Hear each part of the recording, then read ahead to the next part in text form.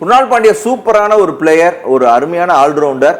நீங்கள் அவரை வந்து பேட்டிங்கில் ரொம்ப பெரிய லெவலில் எதிர்பார்க்கலாம் கூட, போலிங் 4 ஓவர் போடுவாருங்க, ஒரு 30-32 ரன் கொடுப்பாரு, ஒரு 2 விக்கெட்டை மேக்சிமம் எடுத்து தருவார். குருணால் பாண்டியாவுக்கு மும்பை போக வாய்ப்பு இருக்குல்ல, ஏன்னா அவர் ஆல்ரெடி அங்க விளையாடிட்டு இருந்தாரு. இன்னொன்னு ஐபிஎல்ல 14 மேட்ச் 131 ரன் கொடுத்துருக்காரு, விக்கெட் 4 எடுத்திருக்காரு. தம்பி எடுப்பாரா? அதான் மேக்சிமம் தம்பி அண்ணனு சேர்ப்பாரா அப்படிங்கிறது. ஏன்னா ஏற்கனவே மும்பையில் விளையாண்டனால பாண்டியா அண்ட் கோ, ஏன்னா ஏற்கனவே மும்பை ரசிகர்களுக்கும் மும்பை இதுக்கும் பாண்டியாவுக்கும் ரொம்ப பெரிய ஒரு இது போர் போயிட்டு இருக்கு. இன்க்ரீஸ் ஆகுது, 2 கோடி 20 லட்சம் வந்திருக்கு. ஆக்சுவலா பஞ்சாப் திரும்ப வேண்டான்ட்டாங்க, எங்களுக்கு ஆல்ரெடி நாங்க எடுத்துட்டோம் அப்படிங்கறனால. வேற யாரு கேட்டிருக்கா இவரை? ஆர்சிபி. ஆக்சுவலா சூப்பர். இந்த மார்க்கோ ஜான்சன் எடுத்தது வந்து ரொம்ப அருமையான ஒரு 7 கோடி ரூபாய்க்கு அவங்க வந்து எடுத்திருக்காங்க. என்ன பொறுத்தவரை இன்னைக்கு ஹைலைட் 2 விஷயம் பிரவீன். ஒன்னு டுப்ளசிஸ் 2 கோடி ரூபாய்க்கு டெல்லிக்கு போனது, இன்னொன்னு குறைவான தொகை அது. இன்னொன்னு சாம் கரனை சென்னை 2.4 கோர்ஸ்ல எடுத்தது. இந்த ரெண்டும் தான் இன்னைக்கு சூப்பரான இடம். அருமையான டெல்லிக்கும் சென்னைக்கும் ஒரு பெரிய பிளஸ் இது. ஆமா ஆமா, குறைந்த தொகைக்கு அருமையா அவங்க செலக்ட் பண்ணிருக்காங்க.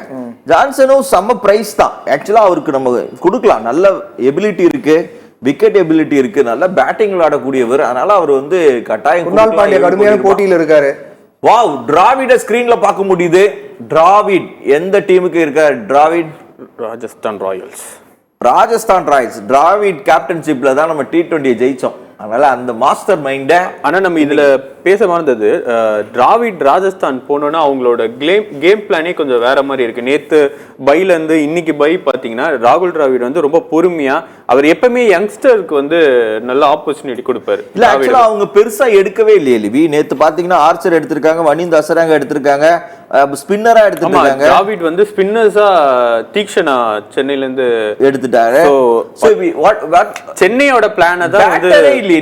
நீங்க குருணால் பாண்டியாவை பேட்டிங் ஜெய்ஸ்வால் இருக்காங்க, கடுமையான போட்டி இருக்கு அவர் எடுக்கிறதுல.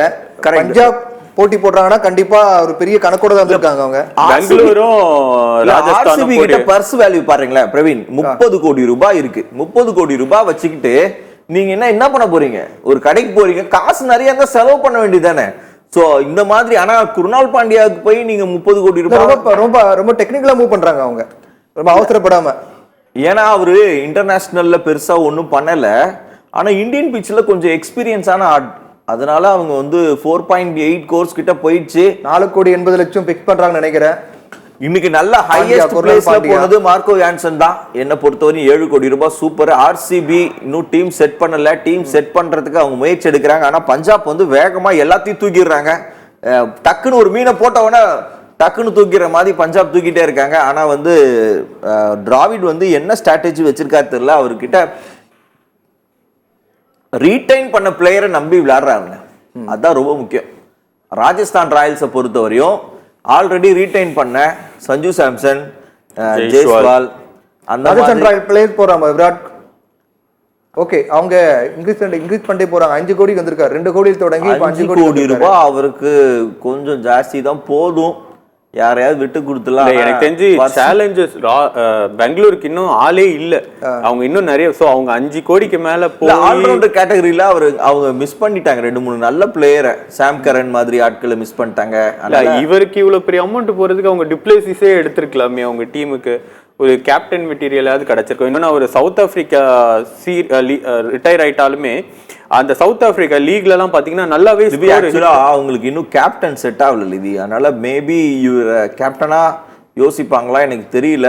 குருணால் பாண்டியா கேப்டனை யோசிக்கிற அளவு ராஜஸ்தான் பெங்களூர் போயிட்டாங்களா அப்படின்னு நம்ம யோசிக்கணும். பெங்களூருக்கும் இன்னும் அதிக தொகை இருக்கு, ஆனா இது வரைக்கும் அவங்க தொகை இருக்கு, ஆளும் கம்மியா இருக்காங்க.